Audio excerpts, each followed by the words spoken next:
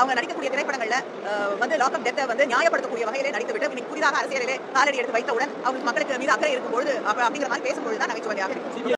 படத்தை நிஜத்துடன் ஒப்பிட்டு பேசி தொடர்ந்து ட்ரோலாகி வரும் கனிமொழி அக்கா.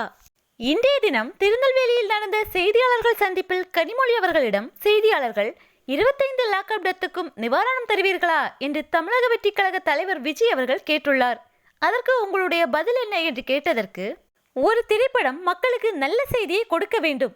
சில நடிகர்கள் தாங்கள் நடிக்கக்கூடிய திரைப்படங்களில் லாக்அப் டெத்தை நியாயப்படுத்தி நடித்துவிட்டு புதிதாக அரசியலுக்கு வந்தவுடன் மக்கள் மீது அக்கறை இருக்கிறது போல பேசுவது நகைச்சுவையாக இருக்கிறது என்று கேட்ட கேள்விக்கு சம்பந்தமே இல்லாமல் பதில் கூறியுள்ளார் கனிமொழி. கனிமொழி அக்கா, நீங்களும் விஜய் பெயரை சொல்ல பயப்படுகிறீர்கள் போல. சரி, நீங்கள் சொன்னதுக்கே வருவோம். விஜய் எந்த படத்தில் லாக்அப் டெத் செய்வது போன்று நடித்தார்? நடித்த படத்தை கொஞ்சம் சொல்லுங்கள். படம் வேறு நிஜம் வேறு, அது கூட தெரியாத ஆளாக இருக்கிறீர்கள்.